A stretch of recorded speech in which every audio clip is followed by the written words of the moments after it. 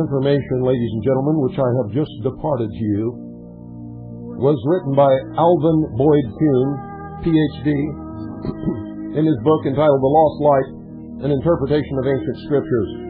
He was a theosophist. He was one of the most prolific writers and revealers of the esoteric religion. He was a 33rd degree Freemason. He was a member of the Order of Rosicrucian and many others. He was a member of the Illuminati. He says it in his writings. All other Freemasons and members of the Brotherhood of Man who worship behind the veil in the lodges with no windows have all referenced Alvin Boyd Kuhn. They have written that he is one of the greatest of the 1,000 points of light. And indeed, he does not only speak for them, but he is the source of much of the knowledge that most of them possess. And so when Malleus Maleficarum said that he believed in God and he was a Christian, if you understand the definition of his terms and you agree with those terms, then yes, he does believe in God and he is a Christian.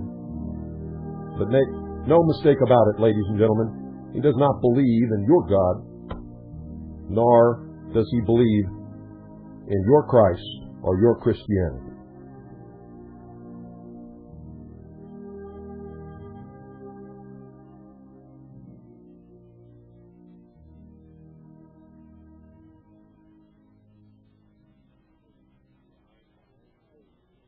Behind the veil, the 1,000 points of light.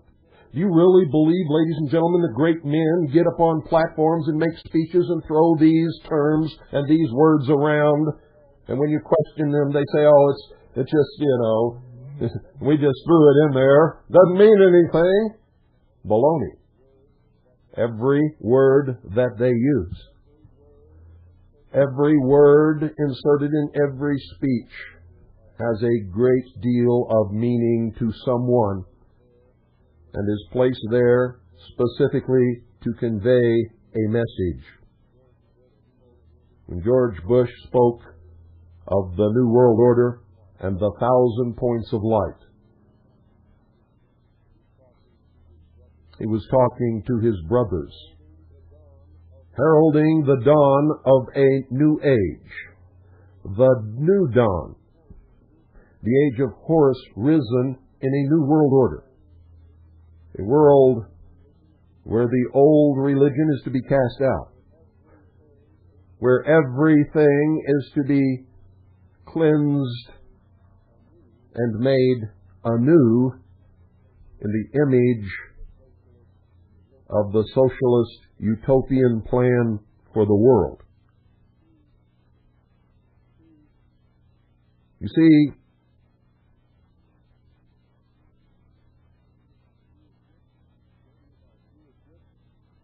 if you would just go to your Bible and forget everything else that anyone ever wrote in that book and just read the words in red, you'll see that Jesus tried to tell you everything that I'm telling you tonight.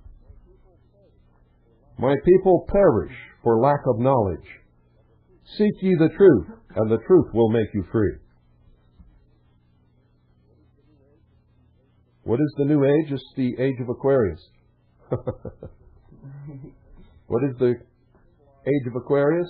It is symbolized by the water bearer.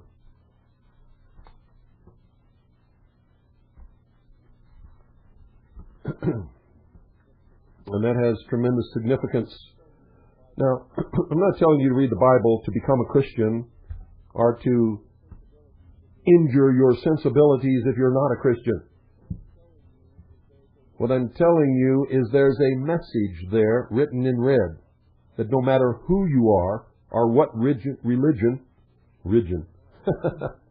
some of them are religion, or what religion you belong to, there is a message there that if you can see and if you can hear, and there's a lot of reference to that in there, And what that means is if you understand the symbolic, esoteric language so that you can read what is hidden below the literal interpretation and stop listening to these maniacs standing up behind pulpits telling you all these lies. Because that's what they are.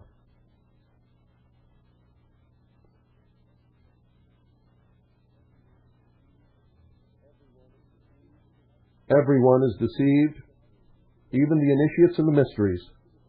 And Albert Pike admits it in Morals and Dogma.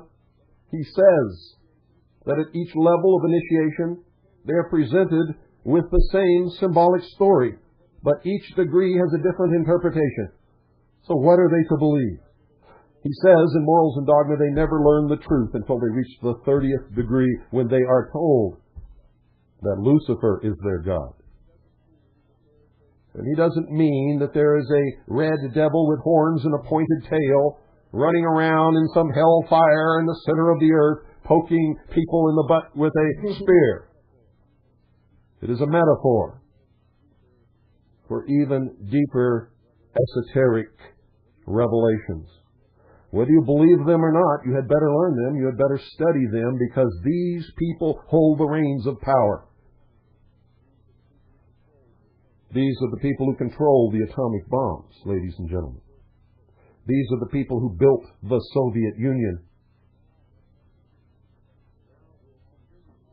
Now we'll continue, because now we can talk about God in their language, and you can understand that it is not your God they are discussing.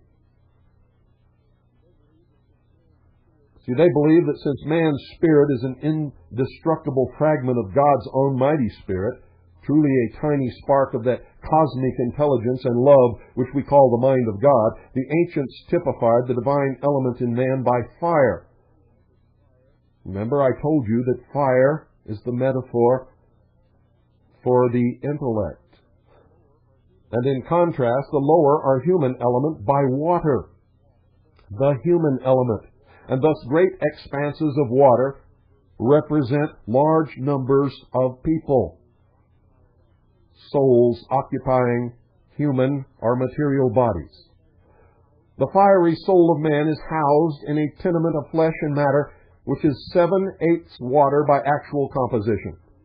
The crossing of rivers and seas and the immersion of solar heroes in water in olden mythologies and the rite of baptism in theology signified nothing beyond the fact of the soul's immersion in a physical body of water, nature in its successive incarnations.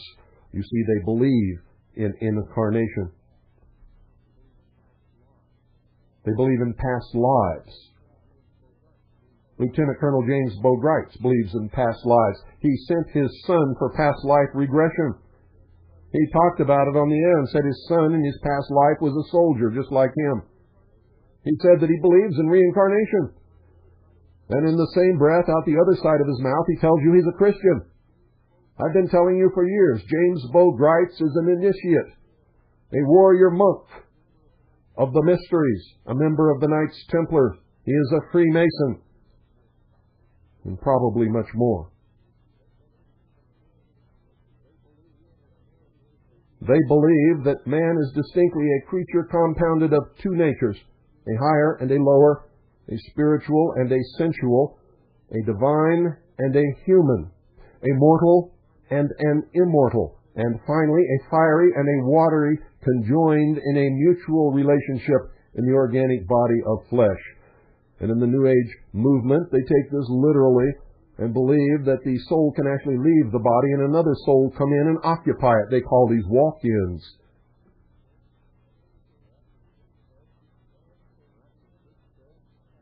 Heraclitus said, man is a portion of cosmic fire imprisoned in a body of earth and water.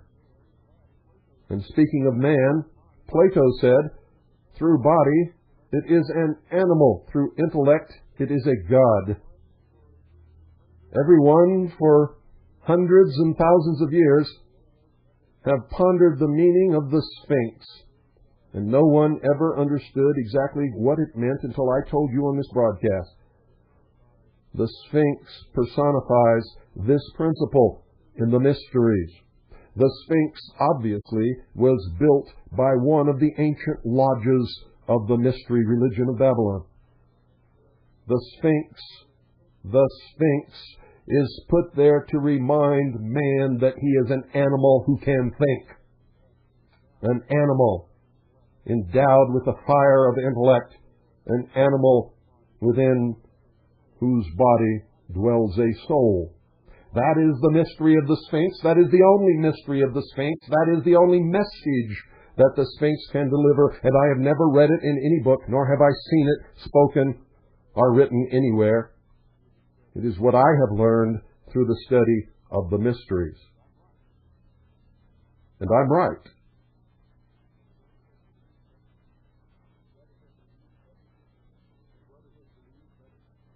And the Brotherhood believes that this explanation is the truest basic description of man that anthropology can present. They believe that all problems spring from that foundation and are referable for solution back to it. They believe that man is then a natural man and a God. You see? In combination. They believe that our natural body gives the soul of man its baptism by water. Our nascent spiritual body is to give us the later baptism by fire. We are born first as the natural man, then as the spiritual. Or we are born first by water and then by fire. They believe of vital significance at this point are the two statements by St. Paul. And I quote, "That was not first which is spiritual, but that which is natural." And he also said, "First that which is natural, then that which is spiritual." And again he says, "For the natural man comprehendeth not the things of the Spirit of God, neither can he." You see, I told you several years ago on a broadcast of the Hour of the Time that St. Paul, as he is known in the Catholic Church, or Paul, as he is known in the Protestant religion, was a member of the mysteries. Everything that he wrote is written in the esoteric language.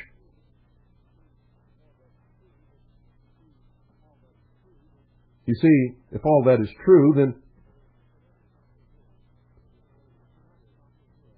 man cannot comprehend the things of the Spirit of God if he is the natural man. And as Paul says, neither can he. And of course not.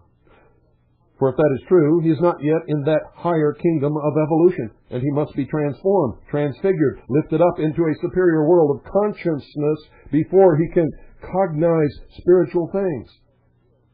They believe evolution will thus transform him and nothing else will, and this is symbolized in the initiation in the lodge, when they are symbolically suffered a death in a coffin and then raised by the grip of the lion's paw and given a new name and thus said to be born again.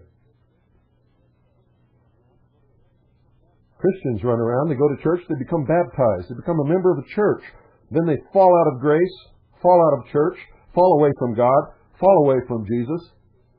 And then they come back, they sit in church, listen to some preacher, they get some feeling in their chest, they rise up, run forward, and they're said to be born again.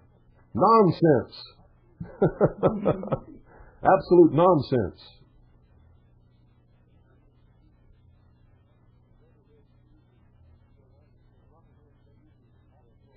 The Brotherhood uses astrological bases for portraying cosmic truths. The ancients localized the birth of the natural man in the zodiacal house of Virgo, and that of the spiritual man in the opposite house of Pisces. And you're listening to WBCQ, Monticello, Maine, USA. So according to the mysteries, these then were the houses of the two mothers of life. The first was the Virgin Mother, Virgo, the primeval symbol of the Virgin Mary, thousands of years B.C., Virgo gave man his natural birth by water and became known as the water mother. Pisces, the fishes by name, gave him his birth by the fish and was denominated the fish mother. The virgin mothers are all identified with water as symbol, and their various names, such as Mary, spelled capital M-E-R-I, Mary, spelled capital M-A-R-Y, Venus, spelled capital V-E-N-U-S, which means born of the sea foam, Tiamat, Typhon, and Thalith, which is all Greek for sea, are designations for water. On the other side, there are the fish avatars of Vishnu, such as the Babylonian Ionis, or Dagon, and the Assyrian goddess Atargatis was called the fish mother. Virgo stood as the mother of birth by water, or the birth of man, the first, of the earth, earthy. Pisces stood as the mother of birth by spirit or fire, or the birth of man, the second, described by St. Paul as the Lord from heaven.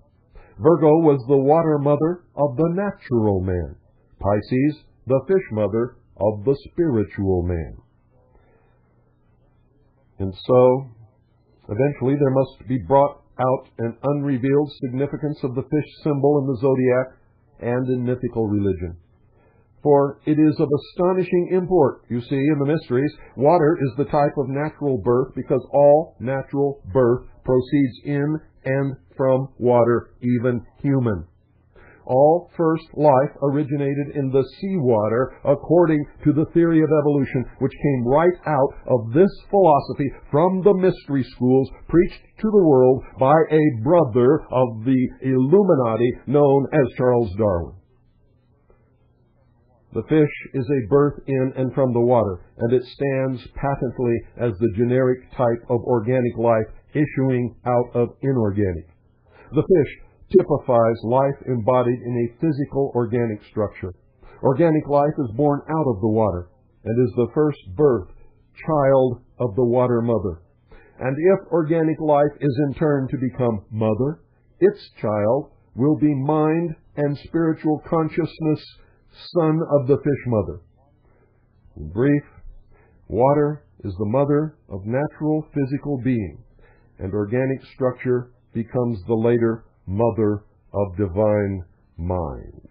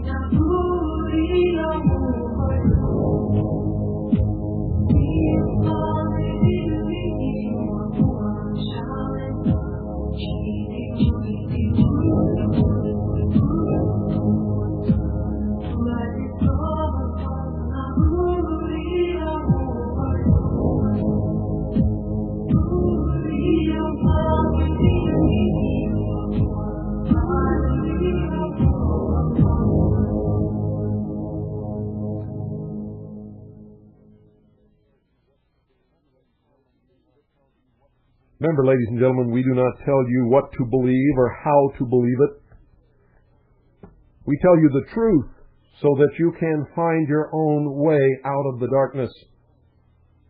so that you can find the truth, and so that if there truly is a light, you can determine which light is the true light, for they all say that theirs is the light. All of them. All of them. Ours is the light. I am the light. My way is the light. If you don't believe it, read it all. The way you get trapped in just one is that's the first one that anyone ever teaches you, or someone more persuasive comes along and persuades you that they are right. The truth, I think you may find, ladies and gentlemen, is that they are all in some aspect right and all in many aspects very wrong. You must discover what is right and what is wrong, because if you're not living your life in truth, then you are not living your life. You are living someone else's life. You're living in darkness, in lies, in deceit, in manipulation.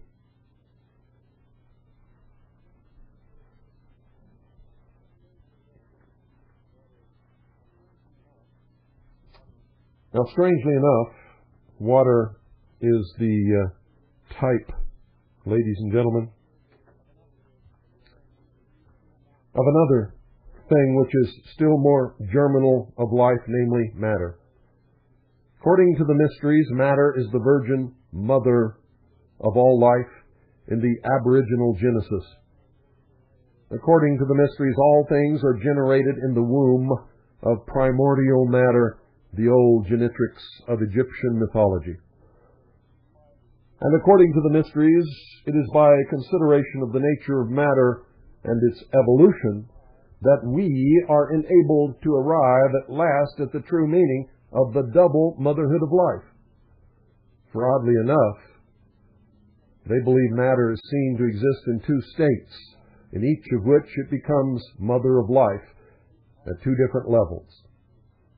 Primordial matter, the sea of what seems to us empty space, is the first mother of all living forms.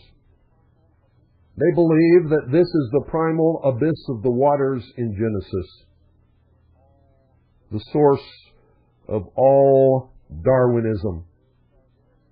The Latin word for mother is our very word matter with one T left out, spelled M-A-T-E-R. And how close to matter is water. And organic structure is the second mother, parent of spiritual mind. All of the ancient books, ladies and gentlemen, always grouped the two mothers in pairs. All of the ancient books and the ancient philosophies said that they were called the two mothers, or sometimes the two divine sisters, or they were the wife and sister of the god under the names of Juno, Venus, Isis, Ishtar, Sybil, or Mylitta. In old Egypt, they were the first, Apt and Neith, and later Isis and Nephthys. Massey, the great esotericist, relates Neith to Net. Net. You heard us discussing the netters the other night. Not many people upon the face of this globe understand what it was that we were discussing. Not many people upon the face of this earth have ever heard the name netters as applied to a group. And it took me many, many years of study to figure out exactly who were the netters and what did it mean. Massey relates Neith to net, in effect, fish net. And in the Bible, it talks about the apostles casting their net into the sea. Clues to their functions were picked up in the great Book of the Dead. It says, Isis conceived him, Nephthys gave him birth. Or, Isis bore him, Nephthys suckled him, or reared him. The full sense of these statements was not discerned until they were scrutinized in the light of another key sentence which matched them. In the Book of the Dead it says, Heaven conceived him, the tuat brought him forth. With this came the flash of clear insight into the mystery, for that which is to eventuate in the cycles of evolution as divine mind in an organic creature, man, is aboriginally conceived by divine ideation in the innermost depths of cosmic consciousness, or in the purely noumenal world, or again in the bosom of infinite spirit, where spirit is identical with pure undifferentiated matter. Now that's a very difficult concept to grasp, but it is mirrored in the Egyptian statement that Isis conceived him. Matter in its invisible inorganic state was the womb of the first conception. Isis is virgin, in effect pure matter, or matter sublimated to spiritual tenuity. The tuat, on the other hand, is really earth, as the type of physical matter, or matter organic, aggregated into substantial forms, called by us physical matter. It is matter as substance, constituted and existent in the visible world in structural forms. You see, ladies and gentlemen, Isis was matter subsistent as empty space, and Nephthys was atomic matter, constituent of visible structural forms. The physical worlds, which we must now think of as floating in the sea of empty space like fish in the water, are the second form of matter, and their organic bodies of substantial matter give birth to the logoi in the solar systems and to the Christos in man, according to the religion of the mysteries. So they believe that divine spirit is conceived in the womb of Isis, the first universal mother, and brought to birth in the womb of Nephthys, the second mother, the immediate incubator and gestator of its manifest expression. So you might paraphrase this situation by saying that a human child is first conceived in the love or mind of its parents, and later born from the womb of its physical mother. Thus life has two births, and must of necessity have two mothers. The only problem with this is it was written when that is the purpose of sexual intercourse, was to produce a child. Not so today. This philosophy would not stand up.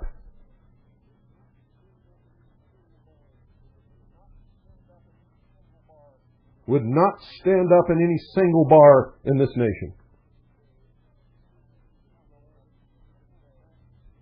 Because children are conceived every day without love, without thought, without mind of its parents, and indeed, after that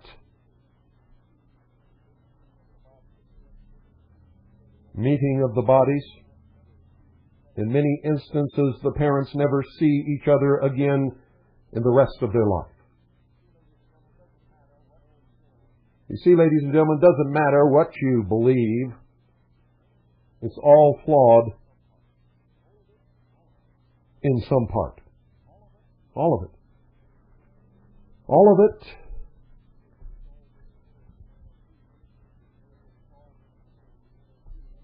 Because it has all been pinned by the hand of man, no matter who or what inspired it.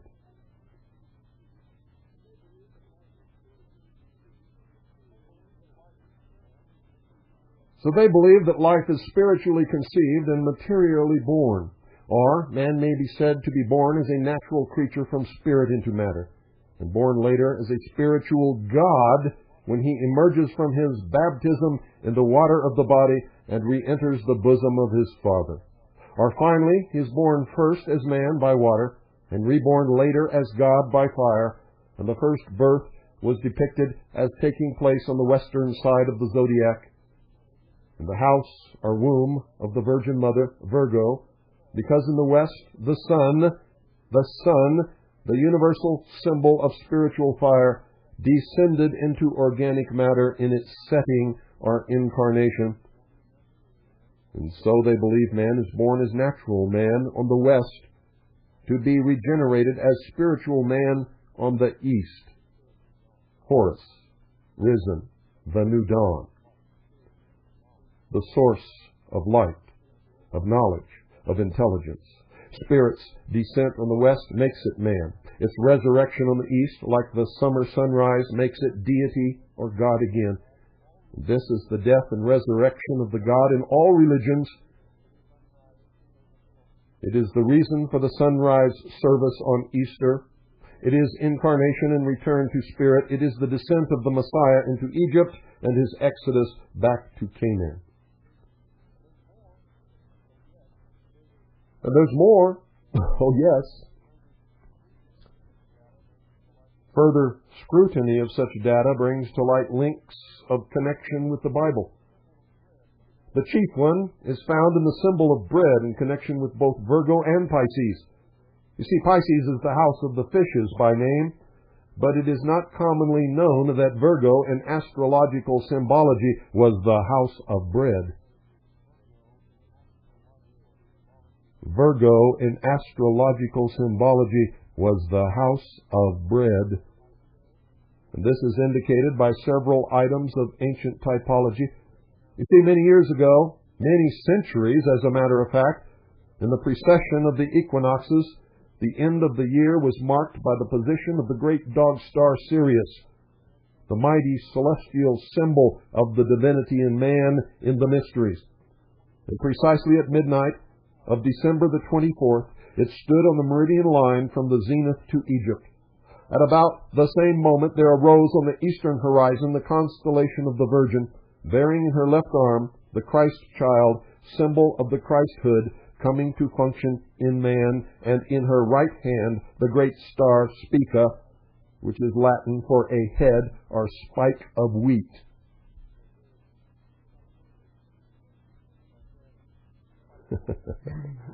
As in spike training. Symbol of that same divinity coming as celestial food for man. Wheat, bread. It must ever, ladies and gentlemen, be remembered that the gospel Jesus told us we had virtually to eat his body as food and drink his blood if we would inherit eternal life. So typism represented him as coming in the form of man, the babe Christ, and as food for man, the wheat. John speaks of the Christ principle in the words, quote, "This is that bread which came, this is that bread which came down from heaven." Now listen to me carefully. This is that bread which came down from heaven, that if a man eat of it, he shall hunger no more. Ladies and gentlemen, Jesus broke a loaf into fragments and gave to his disciples, saying that it was his body broken for them. And then we have Virgo established as the house of bread and Pisces as the house of fish, but the characterization of the two houses must be brought along to a more specific evolutionary reference. What are these houses thus delineated? What does it mean? They are, according to the mysteries, as at first the two states of matter, but how to be taken in immediate reference to the life of man on earth. They are, in the final stage of the meaning, man's body itself, which consists of matter in both its invisible and its visible forms. You see, for man has a natural body, according to these people, and a spiritual body. Man's body itself houses the two mothers. The body is this double house of bread and of fish. And the next link is seen when it is considered that this physical body is for the soul the house of death, and in its regenerative phase, the house of rebirth. And while the rose represents the soul in the ancient order, the Rosae Cruci, and the cross, the matter or the body, signifying the death of the soul crucified upon the cross of matter, It is the house into which the spirit descends to its partial obscuration in the darkness of the grave of matter, into the night of death or incarnation, out of which it is to arise in a new birth or resurrection on the opposite side of the cycle, when the body dies and the soul is released from its prison of matter. A significant passage from the Book of the Dead recites, quote, "Who cometh forth from the dusk, and whose birth is in the house of death," end quote, referring to the incarnating soul. In a spiritual sense, the soul dies on entering the body in incarnation, according to these people, but has a new birth in it as it later resurrects from it. So the body is therefore the house of his death and rebirth, or the place of his crucifixion and resurrection. And truly, upon the soul's entering a new body, upon incarnation, all memory is erased and can be said to be death. The Egyptians had a name for the body as the locus of these transformations, which carry the central meaning of all theologies. This name now rises out of the dim mists of ancient Egyptian books to enlighten all modern Bible comprehension. This city of the body, where the Son of Soul, spelled S-U-N, of soul, sank to its death on the cross of matter to re-arise in a new birth, was called the City of the Sun, or in Greek, Heliopolis. But in the Egyptian, Anu, spelled A-N-U. The name was given to an actual Egyptian city, where, ladies and gentlemen, the rites of the death, burial, and resurrection of Osiris, or Horus, the two are the same depending upon whether the sun is setting or rising, were enacted each year. But the name bore a theological significance before it was given to a geographical town. You see, the name is obviously made up of Nu, spelled N-U, the name for the Mother Heaven, or empty space, or abyss of nothingness, and Alpha, privative meaning, as in thousands of words, not.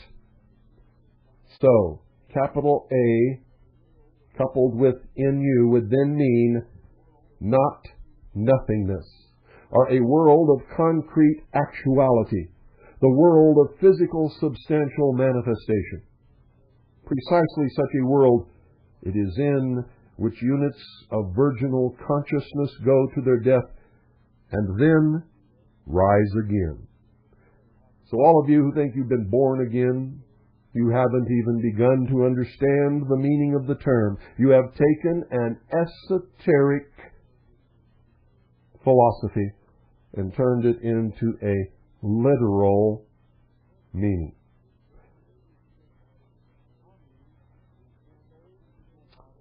Anu is then the physical body of man on earth. The soul descends out of the waters of the abyss of the Nun, N-U-N, or space in its undifferentiated unity, which is the sign and name of all things negative. The Nun is indeed our None, spelled N-O-N-E, or nothingness. Life in the completeness of its unity is negative. To become positively manifest, it must differentiate itself into duality, establish positive-negative tension, and later split up into untold multiplicity. And this, they say, brings out the significance of the biblical word multiply. Life cannot manifest itself in concrete forms until it multiplies itself endlessly. Unit life of deity must break itself up into infinite fragments in order to fill empty space with a multitude of worlds and beings of different natures. The primal sea, or mother, must engender a multitudinous progeny to spawn the limitless shoals of organic fish worlds. This, ladies and gentlemen, in the mysteries is the meaning of the promise given to Abraham that his seed should multiply till it filled the earth with offspring, countless as the sands of the seashore. And if life was symboled by bread as the first birth, and by fish as the second, then we might expect to find in old religious typology the allegory of a Christ figure multiplying loaves and fishes. So are you surprised to find that the Gospel Jesus does this very thing, multiplying the 5 loaves and the 2 small fishes to feed a multitude? You see, this could be astonishing enough in all conscience, but it yields in wonder to the next datum of comparative religion, which came to our notice as a further tie between the Bible and antecedent Egyptian mythology. Who among you can adequately measure the seriousness of the challenge which this item of scholarship presents to gospel historicity? For a discovery of sensational interest came to light when a passage was found in the Book of the Dead, which gave to Anu the characteristic designation, quote, the place of multiplying bread, end quote. And here, in the long silent tomes of old Egypt, was found the original, the prototype of the miracle of the loaves and the fishes in the Gospels of Christianity. And the meaning, never before apprehended, had to be read into this New Testament wonder. And at last, we were instructed to catch in the miracle the sense that the physical body, as Anu, was the place where the corpus of the Christ's deific power was broken into an infinite number of fragments and distributed out among a multitude of creatures in hungered after a 3 days fast or deprivation of the food of spiritual life in their sojourn in the 3 kingdoms, the mineral, vegetable, and animal, before reaching the plane of mind. And here are all the elements of the inner meaning of the Christian Eucharist, the broken but multiplied fragments of the body of the God distributed to feed hungry humanity. And as humanity is composed of 12 groups of divine conscious units, there were gathered up 12 baskets of fragments. And this episode of the Christ's ostensible life is found to be Egyptian in origin and meaning and symbolic in character. And indeed, Christ was written about and spoken of and celebrated long before the Christ of Christianity ever appeared upon this earth.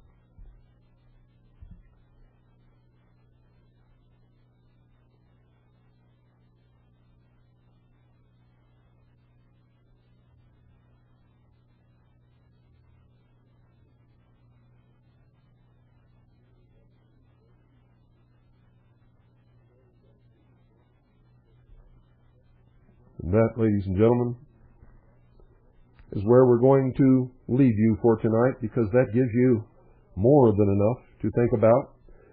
Now, I want to tell you once again, it doesn't matter if you believe this or not, or if I believe it or not. It matters not at all. For those who have the power in the world today, believe it. They believe it.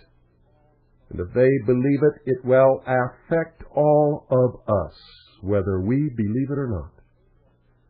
What we believe makes no difference